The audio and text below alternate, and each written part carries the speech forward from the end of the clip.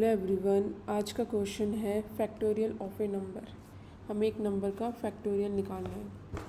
हम for loop से भी फैक्टोरियल निकाल सकते हैं, बहुत इजी तरीका है उसका। लेकिन हम उसमें 10 का फैक्टोरियल, 11, 12 का फैक्टोरियल निकाल, तब तक वो मेथड काम करता है।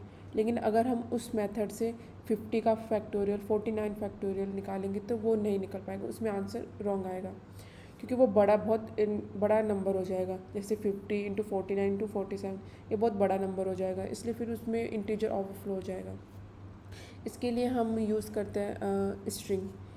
स्ट्रिंग की फॉर्म में हम कोई सा भी बड़े नंबर का हम उसको स्टोर करा सकते हैं, सॉल्व कर सकते हैं। अगर हम इसको स्ट्रिंग वाले मेथड से सॉल्व करेंगे, जैसे हमें निकालना है 8 फैक्टोरियल, तो स्ट्रिंग की फॉर्म में 8 फैक्टोरियल, 8 इंटू 7 क्या होगा, 56। कैरेक्टर की फॉर्म में होगा वो 56। अब 56 को 6 से मल्टीप्लाई करेंगे, 336 आ जाएगा। कैरेक्टर की फॉर्म मतलब स्ट्रिंग की फॉर्म में s इज इक्वल टू 336। लेकिन अब इस प्रोसेस से भी हम कर सकते हैं, बट ये प्रोसेस थोड़ा लंबा होगा। जैसे हम 336 है, अब हमको 5 से मल्टीप्लाई करना है। तो अगर हम 6 कैरेक्टर है, अगर हम 6 इंटू 5 करेंगे तो 6 की जो कैरेक्टर है उसकी एस का ही वैल्यू को अगर हम मल्टीप्लाई करेंगे 5 से तो वो रॉन्ग आंसर देगा। तो उसके लिए हमें को उसको कन्वर्ट करना पड़ेगा इंटीजर में, 6 कैरेक्टर को। तो ये थोड़ा लंबा प्रोसेस हो जाएगा, वरना इससे भी हम कर सकते हैं। लेकिन स्ट्रिंग जो होती है वो किसकी फॉर्म में, तो वो 1D की फॉर्म में होती है, 1D एरे। इसलिए हम यूज़ करेंगे एरे, वो बहुत ईजी प्रोसेस होगा। तो हम एक एरे यूज़ कर रहे हैं इसके लिए, फैक्टोरियल के लिए। जैसे हम 8 फैक्टोरियल है, 8 7 6 5 4 3 2 1 तक। इनिशियली हम एक साइज का एरे लेंगे, उसमें इनिशियली 1 करेंगे। तो इसके अंदर पहले 1 था, उसके बाद में हमने 8 कर दिया, 8 इंटू 1 8 हो गया। अब हम 8 को 7 से मल्टीप्लाई करेंगे तो 56 आ जाएगा। हम 56 को रिवर्स ऑर्डर में लिखेंगे, इसमें 6 5। ये रिवर्स ऑर्डर में हम क्यों लिख रहे हैं वो मैं अभी बताऊंगी। तो हमने लिख दिया 56 को रिवर्स ऑर्डर में। अब 7 के बाद में हमको 6 से मल्टीप्लाई करना है। 6 को 6 से मल्टीप्लाई करेंगे तो 36 आएगा। 36 को हम रिवर्स ऑर्डर में 3 6 कर दिए, कैरी बचा 3, मतलब 36 आ गया। 36 के बाद में 6 को 5 से मल्टीप्लाई करें तो आया 30। अब 30 में 30 हुआ, 30 के ऊपर ये 3 कैरी बचा था तो 33 हो गया। तो 33 यहाँ रख दिया और 3 इधर कैरी हो गया।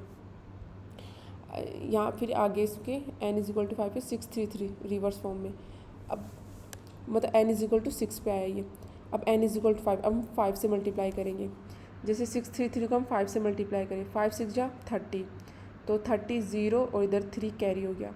5 3 जा 15, 15 प्लस 3 18, 18 आ गया।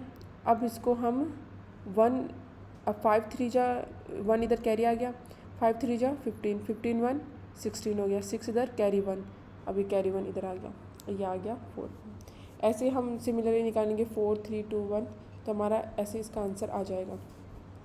इसका कोड इंटीजर फैक्टोरियल, एक आंसर ले लिया हमने जिसका साइज 1 है, इनिशलाइज कर दिया 1 से, n ग्रेटर देन 1 तक है जब तक। कैरी इज इक्वल टू 0 ले लिया, रिजल्टेड साइज, आंसर और साइज हो गया। फॉर लूप i 0 से लेकर साइज तक। अब रिजल्टेंट में हम आंसर i इंटू एन कर रहे हैं। जैसे 8 है, 8 नंबर है, मतलब एरो i है, उसको हम नंबर जो 7 है उससे मल्टीप्लाई करेंगे, प्लस कैरी कर रहे हैं। तो रिजल्टेंट के अंदर answer i into n plus carry आ गया।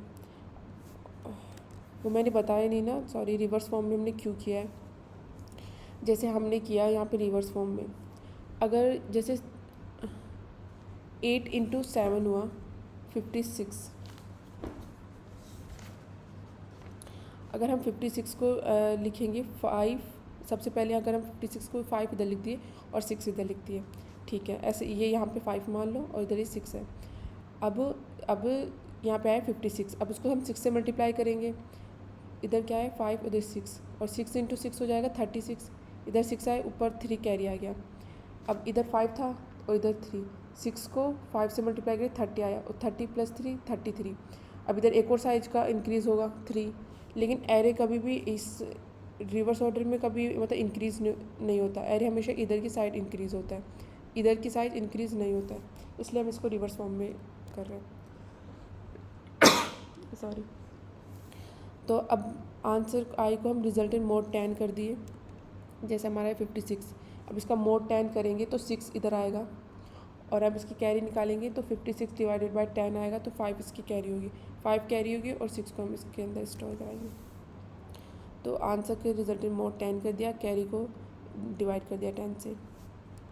लेकिन अभी हमारी कैरी एग्जिस्ट करती है, जैसे ये 3 है तो इसको हमको आंसर के अंदर डालना पड़ेगा।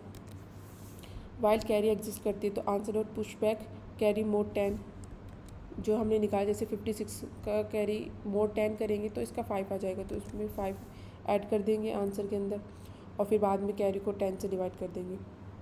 अब ये n इजिकल टू 8 के लिए होगा, फिर n माइनस माइनस करेंगे, फिर 7, फिर वैसे ही वापस चलेगा 6, फिर 5 तक, फिर इसको हम रिवर्स करा देंगे क्योंकि हमने रिवर्स फॉर्म में किया तो आंसर, इसलिए हमने रिवर्स करवा दिया। बस ये इसका कोड है, इसमें कोई इंटीजर ओवरफ्लो नहीं होगा। Thank you.